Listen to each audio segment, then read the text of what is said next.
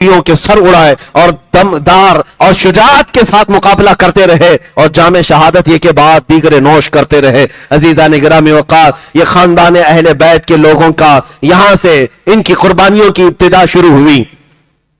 حضرت علی کرم اللہ وجہہ الکریم کے 5 شہزادے میدان کربلا میں خاک و خون سے وہاں پر ان کی لاشیں بکھر گئیں. تو اب سیدنا عباس علمبردار، یہ امام حسین کے بڑے بھائی، یہ چھوٹے بھائی جو حضرت علی کی دوسری بیوی سے ہیں، یہ آئے، خیمے میں تھے، بیویوں کی بچیوں کی حفاظت کر رہے تھے.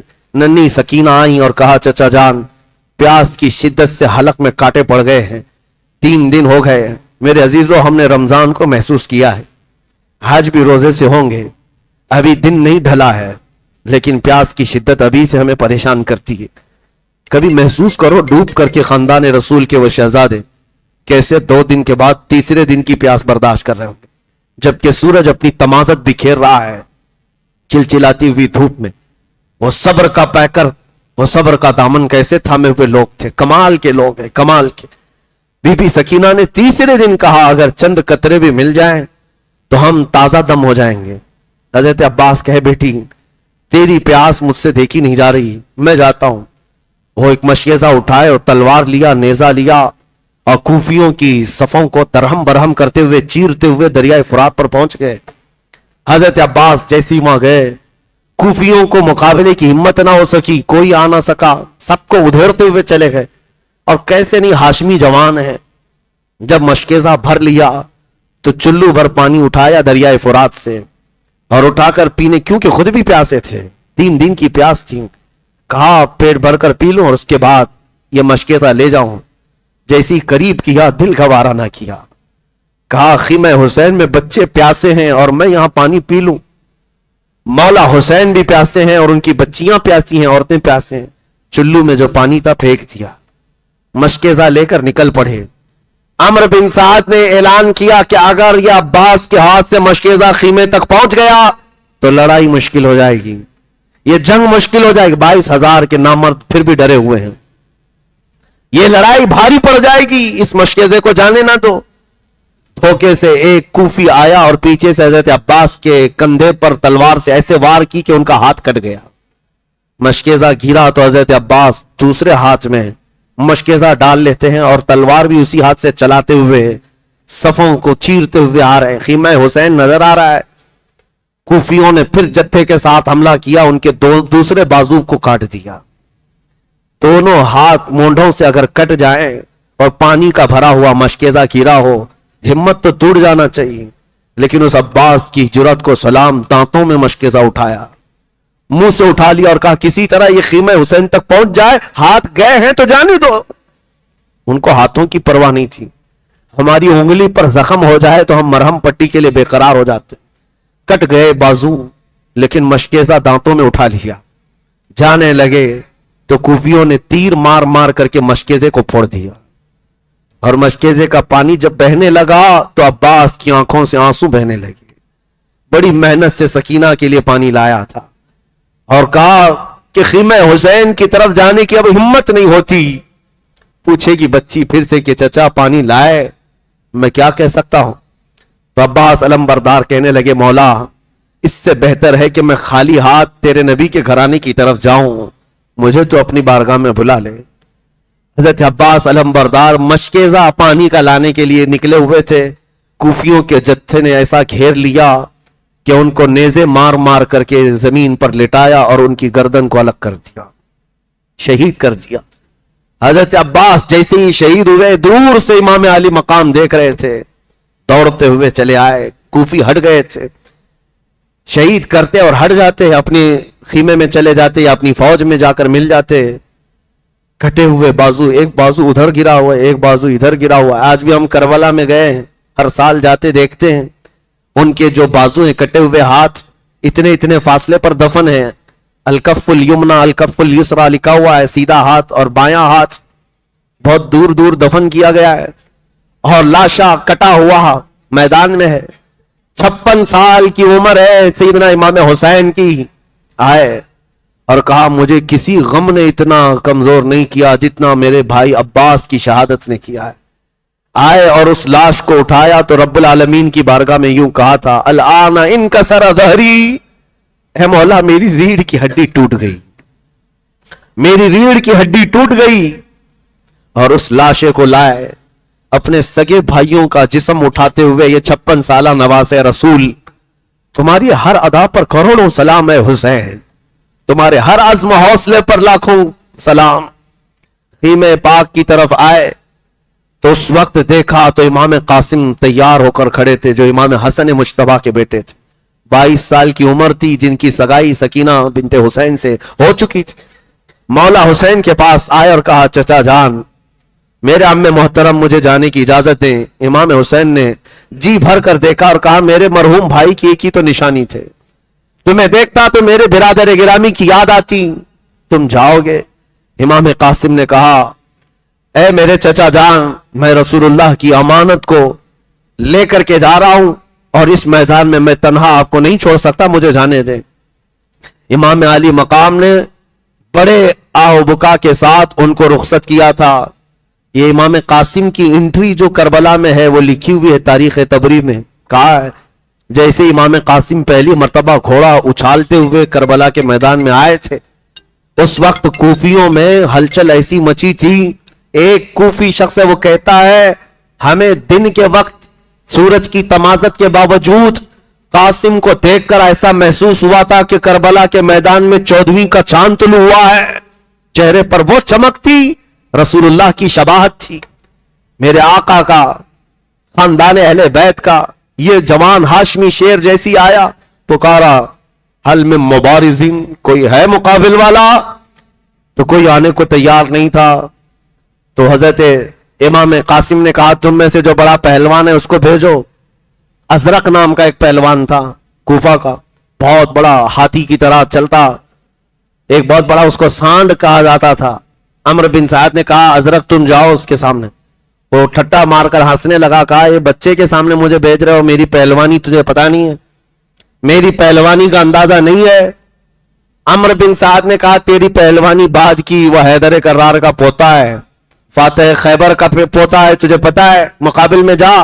کہا نہیں، میرے 4 بیٹے ہیں، ان میں سے کسی ایک کو بھیجوں گا، ابھی اس کا سر کاٹ کر لائے گا۔ ازرق کے 4 بڑے بیٹے تھے اور 4 پہلوان تھے، بڑے بیٹے کو بھیجا، امام قاسم کے پاس آیا۔ امام قاسم 3 دن کے پیاسے، لیکن تلوار ایسی چلتی تھی، ایسی تلوار چلائی کہ اس کا بڑا بیٹا ایک ہی وار میں ڈھیر ہو گیا۔ دوسرا آیا، دوسرے کو مونڈھوں سے ایسا مارا کہ وہ وہاں تڑپتا رہ گیا۔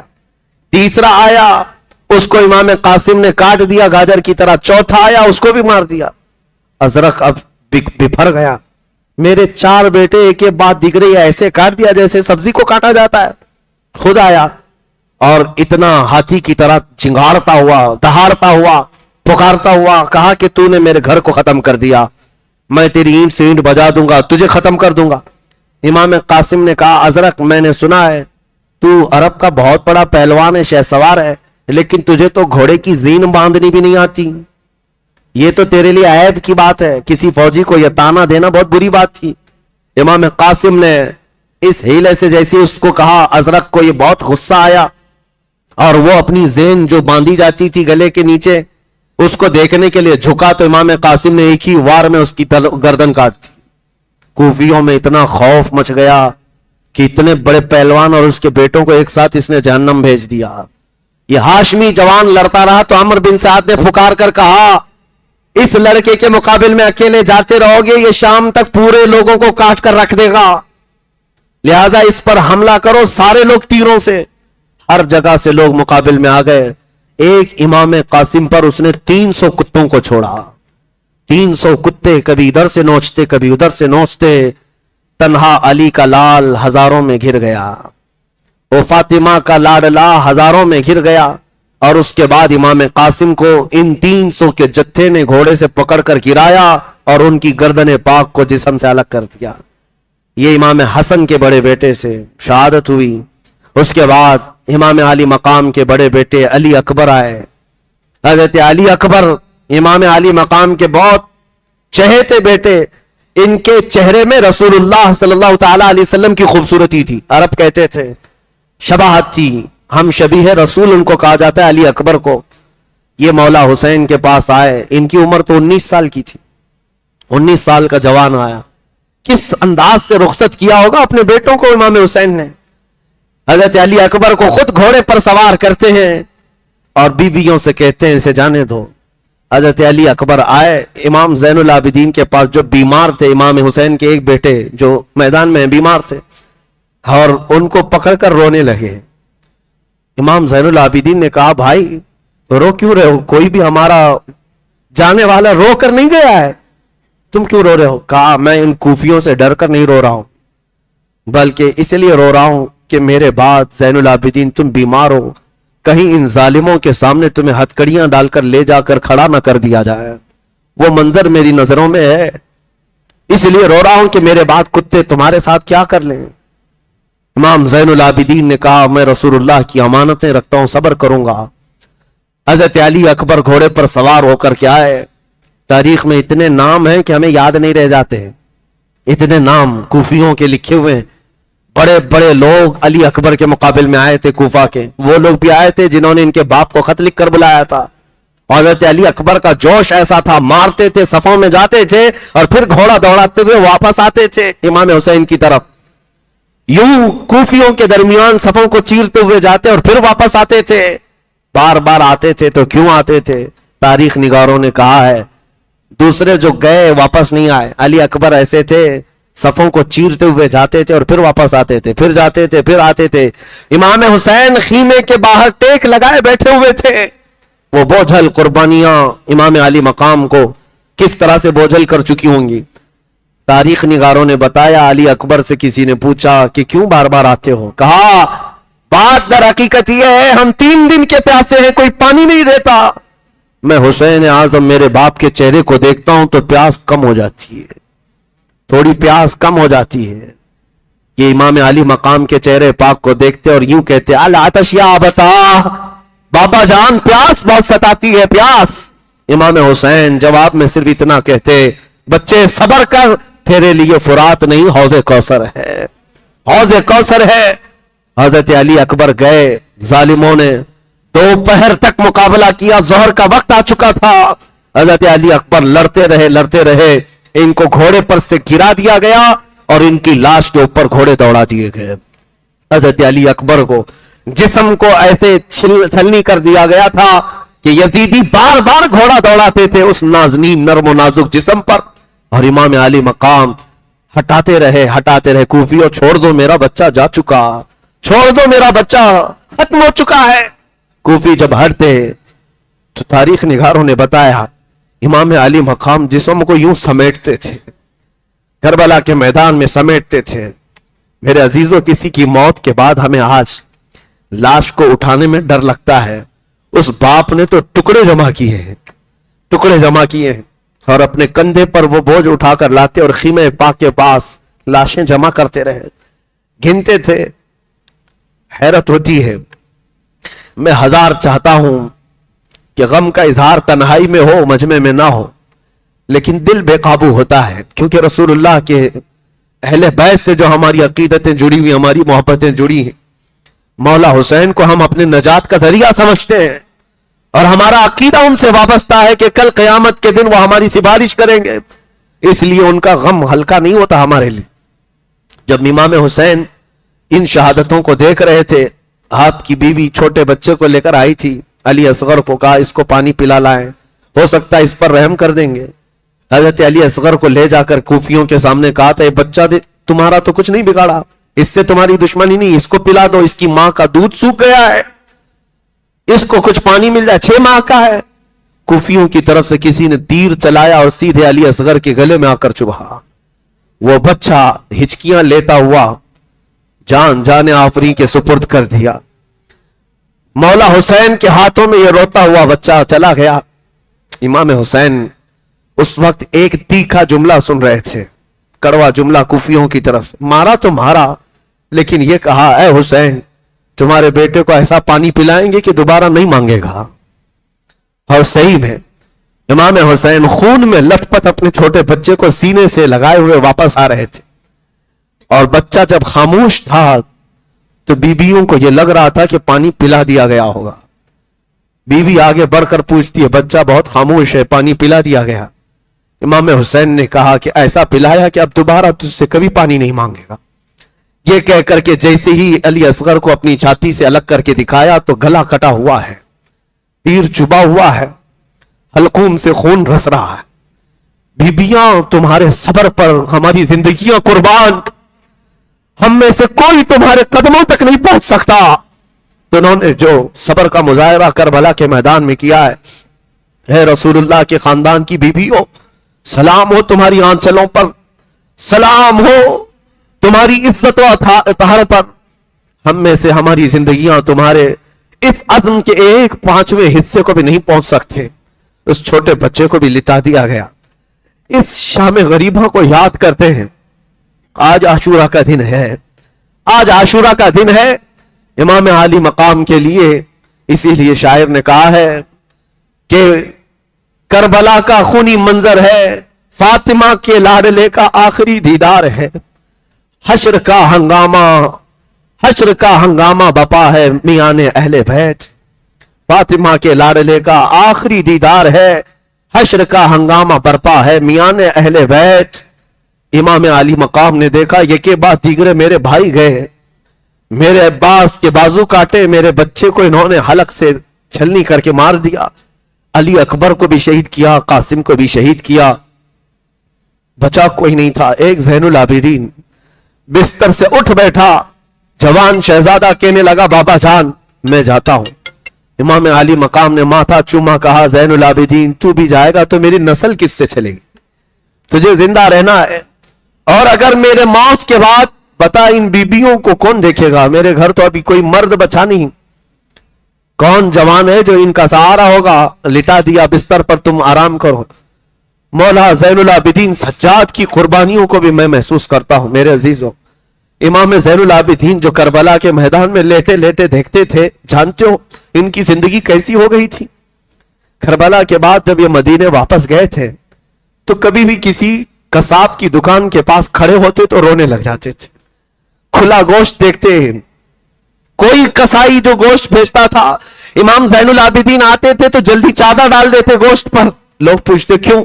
کہا وہ جو امام آ رہے ہیں نا، ابھی یہ کچا گوشت دیکھیں گے رونے لگ جاتے ہیں، رونے لگ جاتے ہیں، کیونکہ انہوں نے اپنے گھر کے گوشت کے ٹکڑوں کو دیکھا تھا۔ ان کی زندگی ایسی ہو گئی تھی۔ امام زین العابدین نے ایک بار ایک کسائی کو بلایا اور پوچھا تم جانوروں کو کیسے ذبح کرتے ہو؟ کہا قبلہ رخ لٹاتے ہیں، پانی پلاتے ہیں، پڑھتے ہیں اور پھر ذبح کرتے ہیں۔ چیخ ماری اور کہا دنیا والے جانوروں کو پانی پلا کر ذبح کرتے ہیں، میرے باپ کو کوفیوں نے 3 دن کی پیاس کے بعد ذبح کیا تھا، میرے گھر والوں کو 3 دن کی پیاس کے بعد ذبح کیا تھا۔ ہر قربان ہونے والا جانور پانی پی کر کے ذبح ہوتا ہے۔ رسول اللہ کے گھر کا شہزادہ بغیر پانی پیے دنیا سے گیا۔ یہ امام زین العابدین کی زندگی کا حال تھا۔ عزیزان گرامی وقار، غم ان کا حق تھا۔ کئی مرتبہ مدینے والے ان کے پاس آتے اور ان کو ہنسانے کے لیے کوئی باتیں کہتے ہیں، آپ ہنستے نہیں، زندگی بھر کسی نے آپ کو ہنستے ہوئے نہیں دیکھا۔ لوگ کہتے غم ہو گیا، کبھی تو مسکرائیں۔ امام زین العابدین کہتے تم اس سے ہنسنے کی امید رکھتے ہو جس کے سامنے اس کے باپ کے ٹکڑے ہیں، اس کے بھائی کے ٹکڑے، اس کے گھر کی عورتیں بے آبرو ہو گئیں، تم اس کے ہنسنے کی امید رکھتے ہو۔ لوگوں خیر کرو، شکر کرو کہ آنسو نکلتے ہیں، یہاں تو خون نکلنا چاہیے۔ یقیناً ان کے گھر پر جو حالات آئے، میں سمجھتا ہوں دنیا میں کسی اور کے پاس ہوتے تو اتنا بڑا امتحان نہیں دے سکتا تھا، اتنا بڑا امتحان نہیں دے سکتا تھا۔ امام حسین عظیم اس قائد کو لاکھوں سلام۔ اب اس میدان کربلا میں بیویوں کے سامنے آئے۔ سیدہ زینب جلدی سے ایک صندوق لے کر کے آئیں، پیٹی لے کر آئیں، اور اپنے بھائی کو اس صندوق کھول کر ایک جبہ پہنانے لگی۔ وہ رسول کریم صلی اللہ تعالی علیہ وسلم کا جبہ مبارکہ تھا۔ امام حسین نے کہا میری بہن، میری ہمشیرہ آج تو کیوں پہنا رہی ہے؟ کہا بھائی جان یہ جبہ میرے اماں نے دیا تھا، سیدہ کائنات فاطمہ الزہرا نے دیا تھا اپنی موت سے 2 دن پہلے، اور کہا تھا بیٹی اس کو سنبھالے رکھنا، میرا لاڈلا ایک دن میدان میں اترے گا، اس وقت اس کے آس پاس کوئی نہیں ہوگا، تو اپنے ہاتھ سے اس کو یہ جبہ پہنانا، اس لیے کہ اس کو اس کی ماں سے بڑی محبت ہے۔ امام حسین کو یہ کہتی ہوئی وہ جبہ پہناتی رہی. امام عالی مقام اپنی ماں کو یاد کر کے رو پڑے, اپنی ماں کو یاد کر کے رو پڑے. کیوں نہ روئیں؟ ایک امام مسلم ہیں جنہوں نے ایک روایت بیان کی ہے, وہ کہتے ہیں میں نے خواب میں دیکھا تھا ایک بوڑھی عورت اپنے چہرے پر چادر ڈالی ہوئی جھاڑو لے کر میدان جھاڑ رہی ہے. میں قریب جا کر پوچھا بی بی تم کون ہو؟ وہ اپنا چہرہ نہیں دکھاتی اور کہتی ہے میں محمد الرسول اللہ کی بیٹی فاطمہ ہوں. کہا یہاں کیوں جھاڑ رہی ہو؟ کہا کل میرا بچہ یہاں گر کر شہید ہونے والا ہے, اس میدان کی کنکریاں صاف کر رہی ہوں. میرے عزیزوں, اس فاطمۃ الزہرا کے اس عظیم لاڈلے کا آخری دیدار ہے, جس کے حلقوم کو میرے مصطفیٰ نے چوما ہے, ان کا آخری دیدار ہے. جو دوش پیمبر کا راکب میں سوار ہے اس کا آخری دیدار ہے, جن سے شریعت مصطفیٰ چلی اس کا آخری دیدار ہے. رسول اللہ کا جبہ پہنا, امامہ پہنا, حیدر کرار کی تلوار ذوالفقار ہاتھ میں لی, جعفر طیار کا پٹا اور حضرت امیر حمزہ کا نیزہ ہاتھ میں لیا. سارے تبرکات ایک ساتھ زیب تن کیے. امام عالی مقام یہ سارے تبرکات پہن کر خیمے سے نکلنا ہی تھا کہ عورتوں کی آوازیں آ گئیں. کہا چھوٹی سکینہ آئی اور کہا بابا جان یہ کوفی تو 6 ماہ کے بچے کو پانی نہ پلا سکے, آپ کے بعد یہ ہمارے ساتھ کیا کریں گے؟ آپ کس کے حوالے ہمیں چھوڑ رہے ہیں؟ امام حسین نے صرف اتنا کہا سکینہ اللہ اس کے رسول کے حوالے تمہیں کر کے جا رہا ہوں. سیدہ سکینہ سے کہا بیٹی چاہے جیسے بھی حالات ہو جائے تو اپنے حجاب کی پابندی رکھنا, تو اپنے پردے کی پابندی رکھنا. یہ آخری وصیتیں تھی اپنے خاندان کی اہلی عورتوں کے لیے, اور بیویاں یہ چہرہ دیکھتی رہ گئی. میرے عزیزوں, ہم تو جنازہ جاتے ہوئے لوگوں کا دیکھتے ہیں, رو پڑتے ہیں, لیکن وہ زندہ جاوید گھر سے جب رخصت ہو رہا ہے دولہا بن کر, گھوڑے پر سوار ہوا, اور وہ عظیم ان کا گھوڑا جو وفادار گھوڑا جو ہر جنگ میں آپ کے ساتھ رہا, آج وہ گھوڑا بھی بڑھنے کو تیار نہیں تھا. آگے بڑھنے کو اس کو ایڑ لگائی, اس کو مارا, آگے بڑھنے کو تیار نہیں تھا. مولا حسین نے دیکھا گھوڑے سے اتر کر بی بی سکینہ اس کی ٹانگوں کو پکڑے ہوئے بیٹھی ہوئی ہے, اور بار بار گھوڑے سے کہتی جاتی ہیں کہ اے گھوڑے, اے سواری میرے بابا جان کو نہ لینا, اس لیے کہ آج اگر تو سوار کر کے لے جائے گا تو یہ واپس نہیں آئیں گے. ننھی سکینہ کو آپ نے گود میں اٹھا لیا اور کہا اس عظیم سواری کو نہ روکنا, اس لیے کہ آج میرے امتحان کا دن ہے اور تمہارے صبر کے امتحان کا دن ہے. یہ کہتے ہوئے امام علی مقام گھوڑے کو دوڑا دیے. یہ آخری دیدار تھا میں حسین کی طرف سے, جو یہ شہزادہ گلگو قبا رسول اللہ کا یہ حسین شہزادہ نکلا تو میدان کربلا میں آ کر پھر وہ خطبہ دیا جو حر بن یزید کے سامنے دیا تھا, عمر بن سعد کے سامنے دیا تھا. آج 10ویں محرم تھی, جمعہ کا دن تھا اور عین ظہر کا وقت ہے. اس وقت حسین اعظم کربلا کے ریگزاروں میں خطبہ دیتے ہیں, اللہ کی حمد بیان کی, رسول اللہ پر درود و سلام بھیجا اور کہا کوفیو کیا تمہیں میری نسبت پتا ہے؟ میں اس فاطمہ کا بیٹا ہوں جو رسول اللہ کے جسم کا ٹکڑا ہے. کیا تم نے میرے متعلق نہیں سنا؟ میرے آقا نے فرمایا الحسن والحسین سیدہ شباب اہل الجنہ. کیا تمہیں میری نسبتیں نہیں معلوم؟ اور اگر ان حدیثوں پر تمہیں شک ہے تو ابھی جابر بن عبداللہ موجود ہے, ابو سعید خدری موجود ہے, ابھی کئی صحابہ رسول اللہ کے موجود ہیں, ان سے جا کر تحقیق کر لو. کیا میرے رسول نے یہ میرے متعلق نہیں فرمایا؟ اور کیا تمہیں یہ زیب دیتا ہے کہ تم رسول اللہ کا کلمہ پڑھتے ہو اور اسی رسول کے بیٹے کے خون سے اپنے ہاتھوں کو رنگین کرو؟ یہ خطبہ ایسا دردناک تھا, کوفیوں میں اس کا اثر ہو گیا, کوفیوں کے دلوں کے اندر ایک رعب طاری ہو گیا. قریب تھا کہ وہاں بغاوت ہو جاتی, قریب تھا کہ لوگ تلواریں چھوڑ دیتے, قریب تھا کہ لوگ نیزے پھینک دیتے, ہلچل مچ جاتی, کیونکہ رسول پاک کے شہزادے کی زبان میں جو اثر تھا وہ کمال کا تھا. خطبہ سن کر کوفیوں کی آنکھوں میں بھی آنسو آ گئے تھے, رونے لگ گئے تھے. ایک طرف حسین اپنے خیمے کی طرف دکھاتے اور کہتے میرا کون سا بچہ اب بچا ہوا ہے, میرا کون سا بھائی اب بچا ہوا ہے؟ دیکھو تم نے میرے خیمے کو لوٹ لیا, میرے گھر کے ٹکڑے کر دیے, اب بھی اگر تم چاہتے ہو تو میں معاف کرنے کو تیار ہوں, میرے خون سے رنگین نہ کرو اپنے ہاتھ.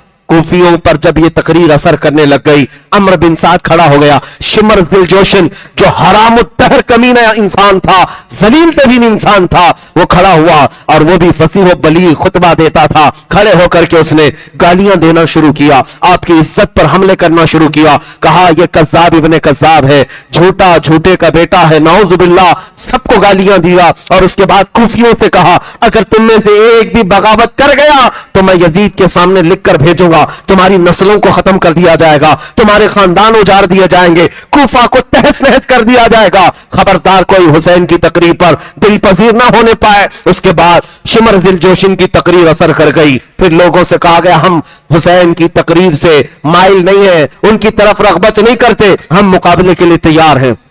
इमाम हुसैन ने कहा इत्माम हुज्जत के लिए मुझे जो कहना था मैंने कह लिया, अब तुम्हारी मर्जी, आओ मुकाबिल के लिए। अब मुकाबिल के लिए जो लोग आए, हुजैल एक शख्स था, उसके बाद एक अब्दुल्ला बिन समदानी था, और कई लोग ऐसे एक के बाद दीगरे आते रहे। इमाम हुसैन रजी अल्लाह तआला अन्हु एक दो नहीं कई लोगों को मारकर गिराते रहे। इमाम हुसैन रजी अल्लाह तआला अन्हु तकरीबन 100 के करीब लोगों को जख्मी कर चुके थे। तन्हा अली का लाल हजारों में घिर गया, फातिमा का गुल अजार, ये फातिमा का शेर हजारों में घिर गया। अजीजा ने गिरामी वक़ार इमाम हुसैन लड़ते रहे, कई लोगों को जख्मी करते रहे। और उसके बाद वही मामला, प्यास की शिद्दत, प्यास की शिद्दत, बेटों का गम अलग है, भाइयों की लाशें अलग है, बीवियों का अकेला होना अलग है। कितना बोझ लेकर मेरा हुसैन लड़ रहा था, कितनी जिम्मेदारियां लेकर ये घोड़े का शहसवार था। हुसैन इब्ने अली रज़ी अल्लाह तआला अन्हु जब मुकाबला करते रहे, थक करके उनकी गर्दन झुक जाती थी, फिर तलवार उठाते थे, फिर लड़ते थे। यहां तक कि अमर बिन साद ने और शिमर दिल जोशिन ने, खुली बिन यजीद ने, ये सारे लोगों ने भड़काया और कहा ऐसे नहीं, जैसे इससे पहले इनके खानदान के बेटों को पहुंचाया गया है मौत की तक, इसी तरह इनके साथ भी मुकाबला होगा। हुसैन इब्ने अली के पास 200 सवारों को लाया गया और हर जगह से तीर बरसाया गया। कभी हुसैन के जिस्म पर इधर से तीर आए, उधर से तीर आए, अपने ढाल से बचाते रहे। यहां तक कि तारीख निगारों ने बताया है आपके जिस्म मुबारक पर 72 तीर लग गए थे, कोई जिस्म का हिस्सा बाकी नहीं था। चेहरे पर भी, सीने पर भी, कंधों पर भी, पिंडलियों पर भी, रानों पर भी, पेट पर भी, पीठ पर भी, हर जगह तीरों से बौछार। हर तीर जाता जिस्म में पैवस्त होता, हर तीर जाता जिस्म में पैवस्त होता। इमाम हुसैन के पास इतना मौका भी नहीं था कि वो तीरों को निकाल लें, और यहां तक कि घोड़े से उतरकर लेटने का इरादा क्या किया, आपको ये गम सताने लगा जमीन पर लेटने के लिए जिस्म भी बाकी नहीं है। लेटते तो कोई ना कोई तीर पर ही लेटते और तीर अंदर चला जाता। घोड़े पर ही सवार रहे। फिर पुकार कर कहा ऐ लोगों देखो, पूरी दुनिया में जहां जहां इस्लामी हुकूमतें हैं अज़ानें हो रही होंगी और मिंबर पर खतीब खुतबा दे रहा होगा, मेरे नाना का खुतबा पढ़ रहे होंगे, जुमा का दिन है, रसूलुल्लाह का खुतबा दे रहे होंगे। जुमा के दिन लोग नमाज के लिए सजदा रेज हो जाते हैं। क्या तुम में से किसी के अंदर इतनी सख्त नहीं है, इतनी जुर्रत नहीं है कि रसूलुल्लाह के नवासे को 2 रकात नमाज पढ़ने का वक्त दिया जाए? थोड़ी देर के लिए हट जाओ। कूफी हट गए, यहां तक कि तलवारों से जो मुकाबला करने वाले नामर्द गीदड़ थे, करीब आने को तैयार नहीं थे। तीरों से बौछल कर दिया, छलनी कर दिया, लेकिन करीब आने को कोई तैयार नहीं। दूर से तीर फेंक करके हमला कर रहे थे। इमाम आली मकाम उनके तीरों की तरफ कोई नजर नहीं फरमाई और उनकी तरफ नजरअंदाज करते हुए घोड़े से आप पहली मर्तबा उतरे थे और मैदान करबला में निहायत ही खुशू खुजू के साथ आपने नमाज के लिए रकात बांध ली। तारीख में यह बताया गया, चाहे वो आपने नमाज की रकात के लिए बांधा हो या फिर अल्लाह करीम की बारगाह में सजदा किया हो, जो भी हो इबादत ही थी। उनका कदम कदम वहां इबादत था, उनका लम्हा लम्हा वहां इबादत था। इमाम आली मकाम थकान से चूर थे। उसके बाद जब आपका सर सजदे की तरफ गिर पड़ा, आप सजदे की तरफ गिरे, खुली बिन यजीद, शिमर दिल जोशिन दुनिया के बदतरीन लोग थे, करीब आए। एक शख्स ने आपकी पीठ पर पांव रखा, दूसरे ने आपकी गर्दन पर तलवार रख करके आपकी गर्दन मुबारका को जिस्म से अलग कर दिया। इन्ना लिल्लाहि व इन्ना इलैहि राजिऊन। कितने बिखरे हुए हैं मदीने के फूल, करबला तेरी किस्मत पे लाखों सलाम। फातिमा के लाडले का आखिरी दीदार है, हश्र का हंगामा बरपा है, मियां ने अहले बैत, तन्हा अली का लाल खारों में घिर गया। फातिमा का लाडला हजारों में घिर गया। हुसैन इब्ने अली की शहादत हुई, लोगों में आवाजें बुलंद हो गई, तबल बजने लग गए, नकारे बजने लग गए, झंडे उठा दिए गए और उसके बाद जश्न का माहौल था। इधर से बीबियां ये कहती रह गई, सकीना कहती रह गई, बाबा को हम आखिरी मर्तबा एक ही बार देख सके। अब उसके बाद मैदान करबला की हालत ये थी, हुसैन सुबह से लाशें उठा रहे थे, लेकिन हुसैन की लाश उठाने वाला कोई जवान नहीं था। वो लाश मुबारका वहीं पड़ी रह गई और जिसमें अकदस करबला के मैदान में वैसे ही रह गया। कूफी यजीदी इतनी भी अपने अंदर अखलाकी जुर्रत नहीं रखते थे कि लाश को उठा करके रख दिया जाए। मैदान करबला में बिखरी हुई लाशों पर वो घोड़े दौड़ाते हुए अपनी सिमत निकलते रहे, अपने और जाते रहे। और हुसैन इब्ने अली की शहादत के बाद आसमान रंगीन हो गया होगा। इस सूरज ने आज तक ऐसा वाकया देखा नहीं होगा। जमीन खून बहा चुकी होगी और फिर करबला के मैदान से यह पैगाम रहती दुनिया तक पहुंचाया जाएगा कि जालिम कुत्तों ने हमला करके मेरे नबी के घराने को काट तो दिया, लेकिन ऐ कुत्तों बताओ, तुम्हारे यजीद नाम का कोई बच्चा भी दुनिया में मिलता हो तो लाकर खड़ा करो, लेकिन ना ला सकोगे ना यजीद की ज़ुर्रियत, ना उसकी औलाद, ना उसका नाम। हाँ, अगर गली कूचे में कहीं पर भी जाओगे तो हुसैन नाम का हर बच्चा हमारे मोहल्ले में नजर आएगा। इसी को शायर ने कहा है, कत्ले हुसैन असल में मर्गे यजीद है, इस्लाम जिंदा होता है हर करबला के बाद। सलाम तुरबते हुसैन पर, तू न रहता तो न रह जाती सदाकत ऐ हुसैन, कलमे तौहीद है तेरी शहादत ऐ हुसैन, फिर जमाने नौ को है, फिर यजीदियत के दौर का आने का है एहतिमाल, फिर जमाने नौ को है तेरी जरूरत ऐ हुसैन, तेरी जरूरत ऐ हुसैन। ऐ मेरे अजीजों, ऐ गुलामों, ऐ जानिसारान अहले बैत, अल्लाह करीम हमें करबला के इन खाकसारों में शुमार फरमाए और खानदान अहले बैत के कुत्तों में हमारा शुमार फरमाए। खड़े होकर करबला के जानिसारों की बारगाह में हम सलाम अकीदत पेश करें और उसके बाद मुख्तसर बाद करबला के वाकयात के बाद हम फातिहा करेंगे और नमाज पढ़ेंगे इंशाअल्लाह। करबला के खाकसारों को भी सलाम इंशाअल्लाह अज़ीज। हमारी इस फातिहा के बाद हमारी इन मजलिसों का खिराज अकीदत और ईसाल सवाब हम पेश करते हैं बारगाह मुस्तफ़ा सल्लल्लाहु अलैहि वसल्लम में और उनके तमाम असहाब में, अंबिया, सालिहीन, मुरसलीन में, उसके बाद शुहदाए करबला की बारगाह में। मैं तमाम शुहदाए करब बला रिदवानुल्लाह ताला अलैहिम मजमईन के नामों की तिलावत करता हूँ और हमारा ये मानना है कि अल्लाह ताला उनके नामों में इतनी असर रखा है, इतनी बरकत है कि हमारी जिंदगी में आई हुई तमाम परेशानियां इनके नामों की बरकत से अल्लाह दूर फरमाएगा और हर तरह की हाजत को अल्लाह ताला इनके वसीले से पूरी फरमाएगा। लिहाजा मैं ईसाल सवाब के तौर पर भी शहीदान करबला जो 72 की तादाद में हैं उनके नामों की तिलावत करता हूँ। हर नाम के आगे आप रज़ी अल्लाहु अन्हु पढ़ा करें और सलाम भेजा करें। अल्लाह ताला हम सब की इस तिलावत को भी कबूल फरमाए। अल्लाहुम्मा औसिल वबल्लिग मिस्ल सवाबि मा क़रअना मिनल क़ुरआनिल करीम मा सल्लैनाहु व मा सल्लमनाहु इला हज़रतिन नबिय्यिल मुस्तफ़ा मुहम्मद सल्लल्लाहु अलैहि वसल्लम व इला साइरिस सहाबति रिदवानुल्लाहि अलैहिम अजमईन व इला अहलि बैतिही व अज़वाजिही व उम्महातिही व अबनाइही व बनातिही रिदवानुल्लाहि अलैहिम अजमईन। खासतन औसिल सवाब क़िराअतिना इला सय्यिदिना इमाम हुसैन इब्न अली रज़ियल्लाहु, सय्यिदिना अब्बास इब्न अली, सय्यिदिना अली अकबर बिन हुसैन, सय्यिदिना अली असगर बिन हुसैन, सय्यिदिना अब्दुल्ला बिन अली, सय्यिदिना जाफर बिन अली, सय्यिदिना उस्मान बिन अली, सय्यिदिना अबी बकर बिन अली, सय्यिदिना अबी बकर बिन हसन बिन अली, सय्यिदिना कासिम बिन हसन बिन अली, सय्यिदिना अब्दुल्ला बिन हसन, सय्यिदिना आउन बिन अब्दुल्ला बिन जाफर, सय्यिदिना मुहम्मद बिन अब्दुल्ला बिन जाफर, सय्यिदिना अब्दुल्ला बिन मुस्लिम बिन अकील, सय्यिदिना मुहम्मद बिन मुस्लिम, सय्यिदिना मुहम्मद बिन सईद बिन अकील, सय्यिदिना अब्दुर्रहमान बिन अकील, सय्यिदिना जाफर बिन अकील, सय्यिदिना हबीब इब्न मुज़ाहिर असदी,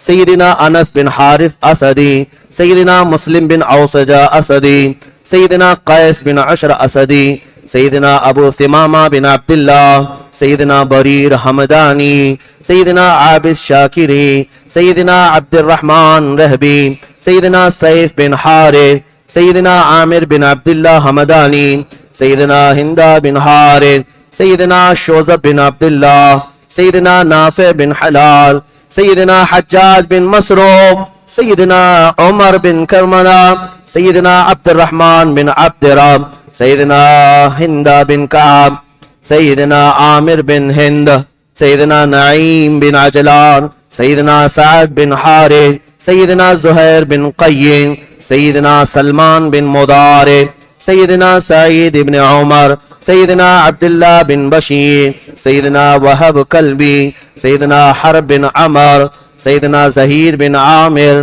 سیدنا بشیر بن عامر، سیدنا عبداللہ رواح غفاری، سیدنا جون غلام ابی ذر غفاری، سیدنا عبداللہ بن یزید، سیدنا سلیم بن امین، سیدنا قاسم بن حبیب، سیدنا سعید بن سلیم، سیدنا نعمان بن عمر، سیدنا یزید بن سبید، سیدنا عامر بن مسلم، سیدنا سیف بن مالک، سیدنا جابر بن حجاج، سیدنا مسعود بن حجاج، سیدنا عبد الرحمن بن مسعود، سیدنا بکیر بن حی، سیدنا عمار بن حسن تائی، سیدنا زرفامہ بن مالک، سیدنا کنانہ بن عتیق، سیدنا عتبہ بن سولت، سیدنا حر بن یزید تمیمی، سیدنا عقبہ بن سولت، سیدنا جبلہ بن علی شبینی، سیدنا کم بن عمر، سیدنا عبداللہ بن بکیر، سیدنا اسلم غلام ترکی رضوان اللہ تعالی علیہم اجمعین۔ الہ العالمین، احکم الحاکمین، یا رب العالمین، خلاق کائنات مولا، ان شہیدان کربلا کی برکت سے ہماری تمام گناہوں کو معاف فرما دے۔ اے اللہ رب العالمین، ان شہداء کرب و بلا کی قربانیوں کا صدقہ ہمیں عطا فرما، ہماری مصیبتیں، ہماری پریشانیاں دور فرما دے۔ اے اللہ، پھر سے یزیدیت کے فتنے جنم لے چکے ہیں مولا، ان شہداء کربلا کی طاقت و قوت اور ان کی جانثاری ہمارے بچوں میں عطا فرما۔ مولا ہمارے بازوؤں میں قوت حیدری عطا فرما۔ مولا حسین کے قدموں میں زندگی عطا فرما، زندگی بھر مولا اہل بیت کے غلاموں میں شمار فرما، اور قیامت کے دن مولا ہمارے گھر کو، ہمارے افراد کو، ہماری نسلوں کو اہل بیت اطہار کے جانثاروں میں شمار فرما۔ اے کریم خدا ارحم الراحمین، ہم میں جو بیمار ہیں انہیں شفا دے دے، جو بے اولاد ہیں انہیں صالح اولاد عطا کر مولا، جو بے روزگار ہیں انہیں حلال روزیاں عطا کر، جو قرضوں میں ڈوبے ہوئے ان کے قرضوں میں آسانیاں دے دے، جو ناحق جیلوں میں بند ہے ان کی رہائی کی سبیل پیدا فرما۔ اے کریم خدا ارحم الراحمین، مولا جو ناموس رسالت کے لیے ہمارے بچے جیلوں میں قید کیے گئے، میرے شہر ہبلی کے بچے، اے اللہ ان سب کو رہائی عطا فرما۔ مولانا قمر غنی عثمانی صاحب کو رہائی عطا فرما۔ اے کریم خدا ارحم الراحمین، مولا خصوصاً تیرے دربار میں التجا ہے، ظالموں کے چنگل سے ہمیں آزاد کر دے، ہمارے ملک کو امن و امان عطا فرما۔ اے اللہ باطل فاشسٹ طاقتوں اور قوتوں سے اسلام اور تمام احکام اسلام کی حفاظت عطا فرما۔ اے قدیر و جبار خدا، دشمنان رسول کو فنا فی النار فرما دے، تو عذاب علیم میں انہیں گرفتار فرما دے۔ اے کریم خدا، قیامت تک ہماری نسلوں میں عاشقان مصطفیٰ پیدا فرما، ہماری اولاد کو، ہماری نسلوں کو بدعقیدہ اور گمراہ ہونے سے محفوظ فرما۔ خصوصیت کے ساتھ مولا ہمارے اس محلے میں اتحاد و اتفاق عطا فرما، اس پورے علاقے وکرولی پاک سائٹ اور یہ علاقہ جتنے آس پاس اس مسجد کے پڑوسی ہیں، اے رب العالمین ان سب کے لیے تیرے دربار میں ہاتھ اٹھا کر عرض کرتا ہوں، آخری سانس تک مولا ان غیور مسلمانوں کو کسی غیر کا محتاج نہ بنا۔ مولا زندگی بھر تو ان سب کو بے نیاز رکھ، اپنا اور اپنے حبیبوں کا محتاج بنائے رکھ۔ اے رب العالمین، ان تمام لوگوں نے ہمیشہ کریم خدا میرے دینی کاموں میں میری حمایت کی ہے، میں ان کا بدلہ نہیں دے سکتا۔ اے رب العالمین، قیامت کے دن تو اپنی شان کے مطابق ان سب کو اجر عظیم عطا فرما۔ اے رب قدیر احسن الخالقین، مرکز ناموس رسالت کو ترقیاں عطا فرما۔ اے اللہ اس میں آنے والی رکاوٹوں کو دور فرما دے، دشمنانوں کو ذلیل و خوار فرما دے۔ اے اللہ ہمارے اس پاک سائٹ محلے کو مولا ہر طرح کی برکتوں سے نواز دے، اے اللہ تو رحمتوں سے نواز دے۔ اے کریم خدا رحم الرحیمین، اس پورے علاقے کو مرکز عشق رسول بنا دے، ہر بچے کو مولا عاشق رسول بنا دے، تیرے حبیب کا سچا مجاہد بنا دے۔ مولا ہماری دعاؤں کو مولا حسین کے قدموں کے صدقے قبول فرما۔ وصلی اللہ تعالی علی خیر خلق محمد وآلہ واصحابہ اجمعین. ایک مرتبہ حضور پاک صلی اللہ تعالی علیہ وسلم اور سارے صحابہ کے نام پر الفاتحہ.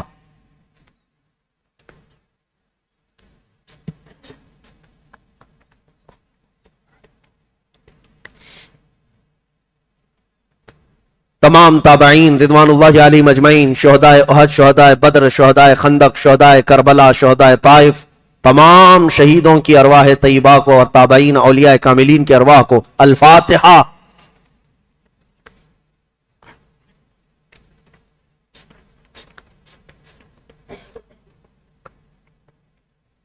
تمام ائمہ مجتہدین، تمام ائمہ محدثین، تمام علماء اسلام جتنے لوگوں نے دین کی خدمتیں کی ہیں دامے درمے قدمے سخنے، ان تمام ائمہ کرام اور امت کے محسنین کے نام الفاتحہ.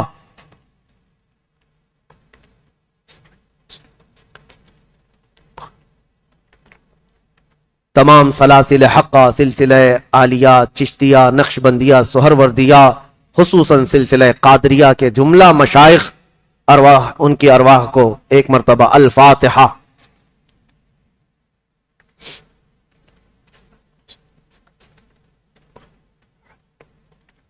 اخیر میں کل امت مسلمہ خصوصیت کے ساتھ ہمارے خاندانوں میں جن کا انتقال ہو چکا، ہمارے والدین، میرے والد اور آپ سب کے خاندانوں میں جو انتقال پا چکے، جو قبرستانوں میں جا چکے ہیں، ان سب مومنین مومنات کی قبروں کے لیے ایک بار الفاتحہ.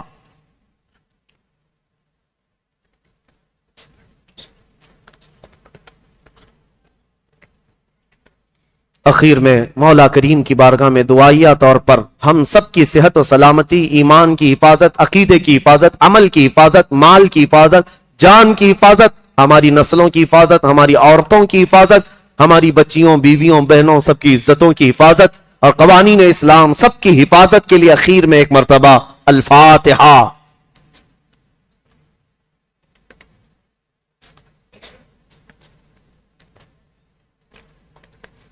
وصلی اللہ تعالی علی خیر خلق محمد وآلہ واصحابہ اجمعین برحمتک یا ارحم الراحمین.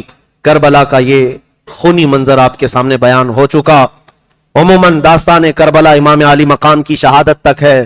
بہت سارے لوگ یہ پوچھتے ہیں کربلا کے بعد کیا ہوا کیا ہوا. میرے عزیزو، ان کے شہزادوں نے جب یہ بات کہی تھی امام علی مقام کے لیے کہ اب حسین ابن علی امام علی مقام کے بعد زندہ رہنے کا مطلب ہی کیا ہے، ان کے بعد تاریخ کیا ہے، ان کے بعد جینے کا مزہ کیا ہے.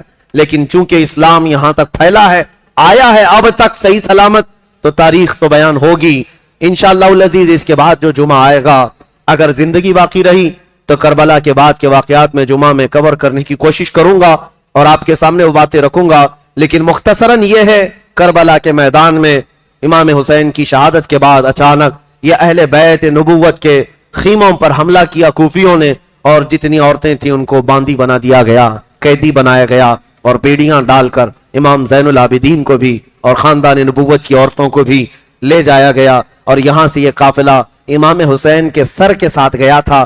حسین اعظم کا سر نیزے میں ڈال کر کے یہ لوگ کوفہ لے کر کے آئے تھے ابن زیاد کے پاس، اور ابن زیاد امام علی مقام کے سر کے ساتھ بے عزتی بے حرمتی کرتا رہا. اور پھر یہ قافلہ، لٹا ہوا قافلہ اہل بیت کا، دمشق گیا تھا، ملک شام یزید کے دربار میں پہنچایا گیا تھا. وہاں تک یہ قافلہ کیسے گیا ہوگا، کتنا لمبا سفر کیا ہوگا. لیکن میرے عزیزو، حقیقی بات تو یہ ہے کہ ہم صرف اتنا کہنا چاہیں گے، سچ کہا ہے شاعر نے، چن کر کہا ہے، اسلام زندہ ہوتا ہے ہر کربلا کے بعد. ایک ہی واقعہ دل دہلا دیتا ہے. بیچ راستے میں ایک جگہ یہ قافلہ رکا تھا، ایک گرجا گھر تھا، ایک عیسائی پادری رہتا تھا، کنیسہ یعنی ان کا چرچ تھا. اس نے دیکھا، رات کو ٹھہرنے کا موقع دیا، پوچھا یہ کون لوگ ہیں، کس کے سر لے جا رہے ہو؟ کہا کہ حسین ابن علی جو باغی تھے ہمارے خلیفہ کے، مار دیا گیا، کاٹ دیا گیا اور سر لے کر جا رہے ہیں. اس پادری نے دیکھا اور پھر چہرے کو دیکھنے کے لیے قریب آیا تو حیرت کی بات ہے، فدا ہو گیا. کہا یہ چہرہ مجھے ایک رات رکھنے کے لیے دے سکتے ہو؟ کہا ہرگز نہیں، یہ امانت ہے، ہم یزید کے دربار تک پہنچانے کے لیے امین ہے. نہیں دیا. لیکن ان لالچی کتوں کو کبھی بھی مال سے خریدا جا سکتا تھا. اس عیسائی پادری نے 12,000 درہم اس وقت جو چاندی کے سکے تھے تھیلی میں بھر کر لایا اور کہا یہ لے لو نذرانہ، ایک رات مجھے دے دو اور کل صبح پھر لے کر چلے جانا. انہوں نے کہا رات کو رکھنا ہی ہے. اس عیسائی پادری کے پاس انہوں نے یہ سر دے دیا. امام علی مقام کا سر لے کر وہ عیسائی پادری چرچ میں رہنے والا راہب ہے لایا. جتنی دھول گرد و غبار لگی ہوئی تھی سب کو چہرے کو صاف کیا, بالوں کو صاف کیا, کٹے ہوئے سر کو ایک تخت پر رکھا اور اس پر تھوڑی سی خوشبو لگایا. دیکھ کر کے وہ غم کے ساتھ بیٹھا, آنکھیں بھگوتا رہا. اس نے سوچا یہ کیسی قوم ہے جس رسول کا کلمہ پڑھتی ہے, اس رسول کے بیٹے کو کاٹ کر کے لائی ہے. اور اس کے بعد اس عیسائی نے سر کو وہاں رکھا تھا, اونگ آئی, سو گیا. لیکن قسمت جاگ گئی, میرے آقا تشریف لائے. خواب میں رسول کرم صلی اللہ علیہ وسلم تشریف لائے اور کہا میرے بچے کے چہرے سے تو نے دھول صاف کی, تیرے دل سے کفر و شرک کو میں صاف کرتا ہوں. پڑھ میرے ہاتھ پر کلمہ طیبہ لا الہ الا اللہ محمد الرسول اللہ. وہ عیسائی پادری میرے مصطفیٰ کے ہاتھ میں ہی کلمہ پڑھا. صبح اٹھا یا جیسی اس کی نیند کھلی دیکھا تو اس کی قسمت جاگ چکی ہے, ہر طرف خوشبو ہی خوشبو ہے. ایک تو حسین کا چہرہ دیکھا تھا اور خواب میں ان کے نانا کا بھی چہرہ دیکھ لیا.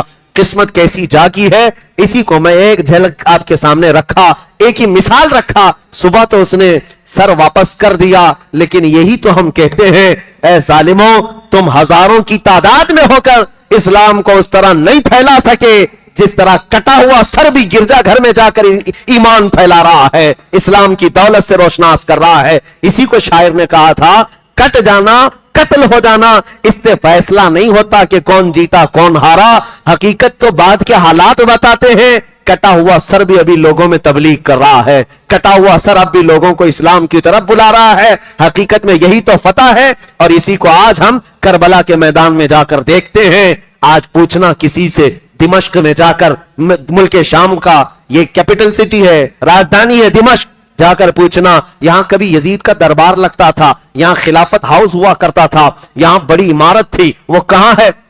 مجھے پتا ہے ہمارے ساتھیوں نے کہا کہ لوگ تمہیں پکڑ کر کے لے جائیں گے اور ایک ایسی جگہ کھڑا کر دیں گے جہاں پر یزید مر کر ختم ہوا, اس کی قبر محفوظ نہیں, لے جا کر کے تمہیں ایسی جگہ کھڑا کر دیں گے جہاں سڑن کی بدبو ایسی آتی ہے.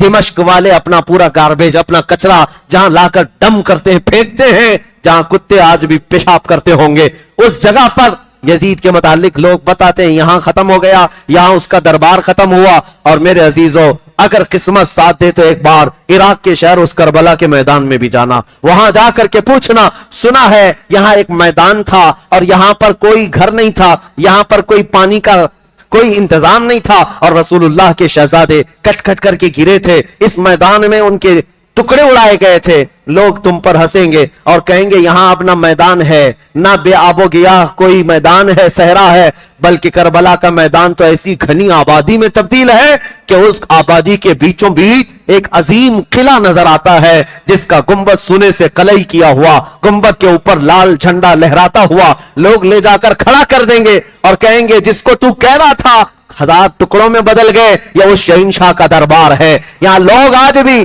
چٹیوں میں اپنی حاجتیں لکھ لکھ کر کے لاتے ہیں اور روضہ حسین پر ڈال کر جاتے ہیں. وہ چٹیوں کا انبار دیکھو تو چھت تک لگ جاتا ہے. پتہ یہ چلا یزید کے دربار شاہی میں آج کوئی اپنی حاجت لے کر نہیں جاتا اور کٹے ہوئے سر کے پاس بھی قیامت تک لوگ اپنی حاجتیں لے کر جاتے ہیں. حسین میرے بچے بگڑ گئے, حسین میری اولاد نہیں ہوتی, حسین میرا بزنس نہیں چلتا, میرا کاروبار نہیں چلتا, حسین میرے فلاں بیمار ہے. ہر گھڑی اپنی حاجتیں لے کر جاتے ہیں. یہ مسئلہ یہ بات ثابت کر دیتا ہے آج تک اگر رعایا اپنی حاجتیں لے کر جا رہی ہیں تو کسی مردہ کے پاس نہیں, زندہ شہنشاہ اعظم کے پاس لے جا رہی ہیں. اسی لیے فتح کا نام ہمیشہ حسین کے نام سے جڑا ہوا ہے. سلام اس تربت حسین پر, مولا کریم آخری سانس تک ہمیں حسین اعظم کے غلاموں میں شمار فرمائے. میرے عزیزوں قسم دیتا ہوں تمہیں رب ذوالجلال کی, اور واسطہ دیتا ہوں میرے مصطفیٰ کا, اور واسطہ دیتا ہوں شہیدان کربلا کا, زندگی میں چاہے کوئی کروڑوں کی دولت لے کر کے آئے اور ایک طرف حسین اعظم کی قربانیاں, تو تم اس دولت کو ٹھوکر مار دینا اور کہنا میرے جسم کے چھیترے اڑ جائیں لیکن میں حسین کا مشن چھوڑ کر تیری دولت کا کتا نہیں بن سکتا. اس عہد پر آج قائم رہو. دنیا آج خریدنے کے لیے آئے گی تمہارے پاس, آج خرید و فروخت جیسے پوری پوری پارٹیاں بک جاتی ہیں, گھوڑے نہیں استبل خریدے جاتے ہیں, اس طرح تمہاری بھی خریداری ہونے والی ہے. لوگ خرید کر کے تمہیں اپنا وزیر بنا لیں گے, اپنا کتا بنا کر گھمائیں گے.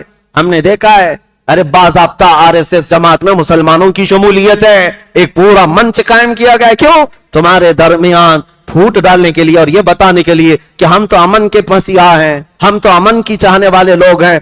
ये वो लोग हैं जिन्होंने अपना दीन बेच दिया है। और ये मीडिया के दज्जालों के इन कोठों पर जो जाकर दाढ़ी टोपी वाले बैठते हैं या इस्लाम पर उंगलियां उठा करके हमले करते हैं, आप क्या समझते हैं ये नाम के मुसलमान हैं? इन्होंने तो कब का अपना दीन बेच दिया है। ये चंद सिक्कों पर बिकने वाले। अभी अभी 2 साल कबल लखनऊ का एक राफजी कुत्ता जो हकीकत में शिया कहता रहा अपने आप को, हुसैन आजम का नाम लेने वाला।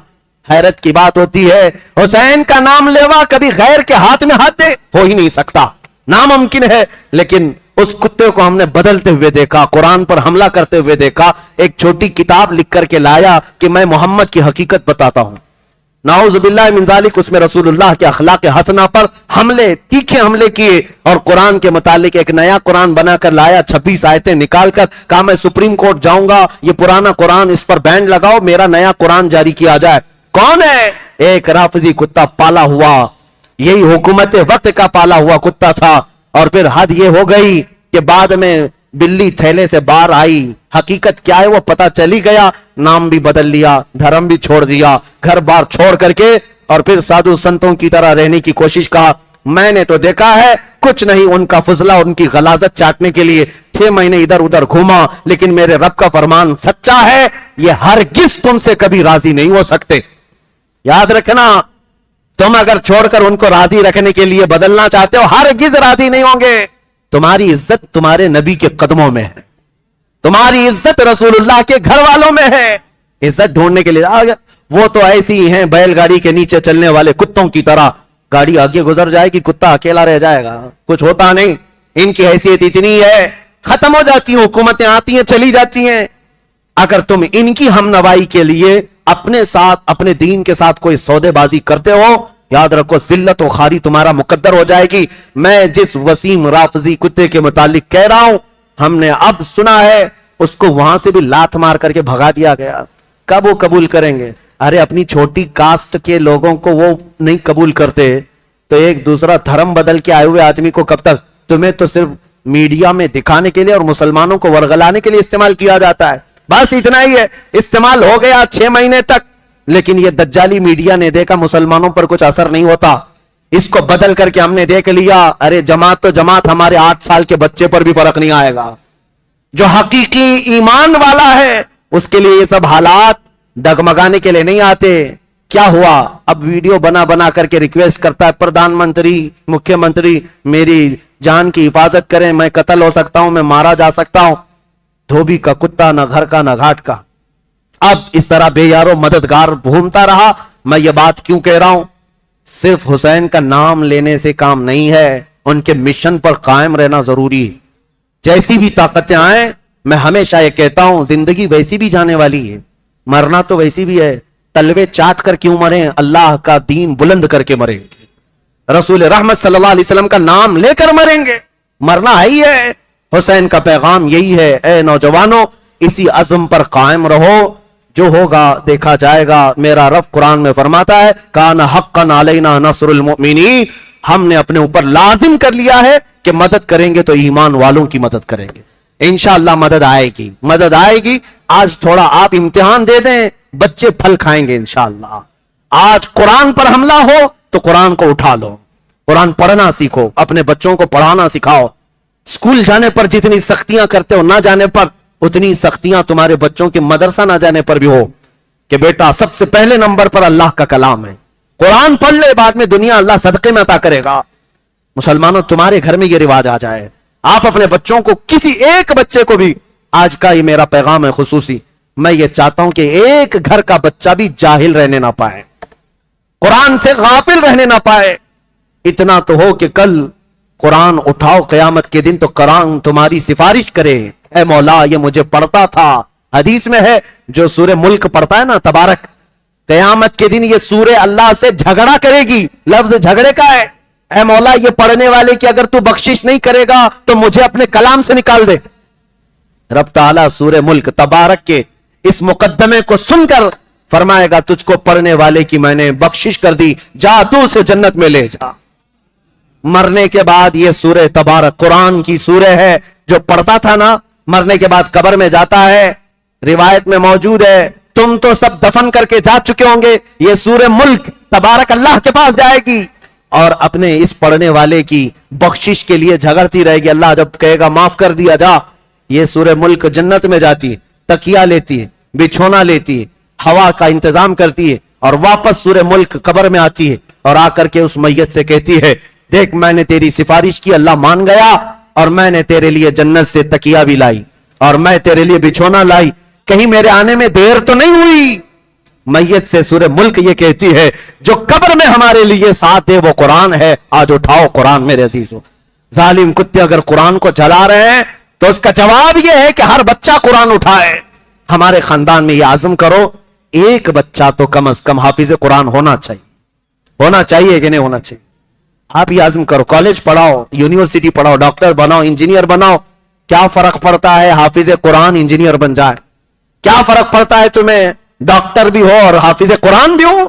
آپ دنیا ضرور پڑھائیں لیکن بچوں کو بچپن سے حافظ قرآن بھی بنائیں، کل کو اتنا تو سامان ہوگا ہم مر جائیں تو ہماری قبر پر یہ قرآن پڑے گا، اللہ ہمیں معاف فرما دے گا۔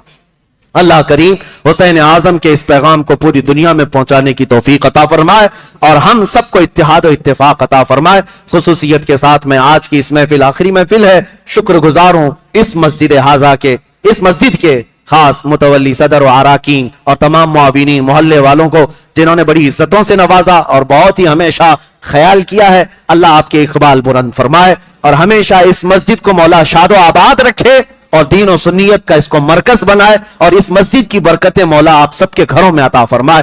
وآخر دعوانا ان الحمدللہ رب العالمین۔ السلام علیکم ورحمۃ اللہ وبرکاتہ۔